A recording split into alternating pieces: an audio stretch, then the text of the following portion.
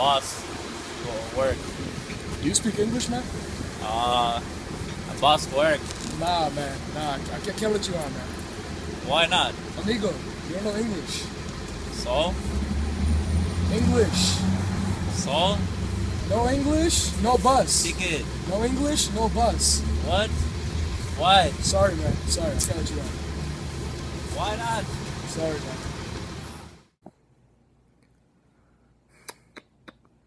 What did we just see? The conductor clearly denied the Spanish speaker a seat on the bus.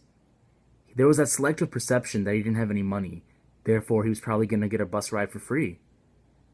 Sure, this was a personal trouble for the Spanish speaker because he didn't come prepared to the meet, but there's an underlying social example of public issue here. The social inequality comes from an unequal access to resources and services to citizens who don't know the majority language, English. The creation and maintenance of social inequality is due to the institutionalized discrimination. Bilingualism is inefficient in Michigan, not so much in Miami or Mexico, but this is because in Michigan, there's a small number of minority here.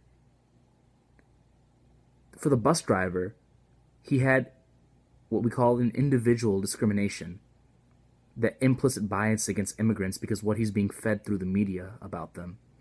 Now, sure, he could have been a non-prejudice discriminator. He just couldn't understand what he was saying and he didn't want to get involved.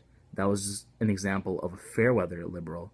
Or he could have been a prejudice discriminator. Those stereotypes about Hispanics and lack of money, he was being an active bigot.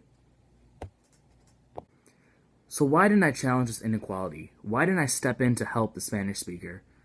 Well, this has to do with mixed contexts. Me, the normal person who spoke English and is a good American citizen, didn't want to come in contact with the stigma, the Spanish speaker, whose physical trait is that he spoke Spanish instead of English. We're unsure about perceptions. Plus, I might have had a hidden stereotype that was the bus driver catching this Hispanic for doing something illegal. I didn't want to get involved. But it was my fault for thinking like that. So what could I have done differently? Well, maybe I could have stepped up and used my broken Spanish to translate for him. I would have at least been doing this one person a favor. But in terms of structure, we can't just hire teachers and enforce Spanish into all the curriculums. And we can't just hire bus drivers who know both Spanish and English. It's just too efficient, for now at least. In Miami, it's probably different.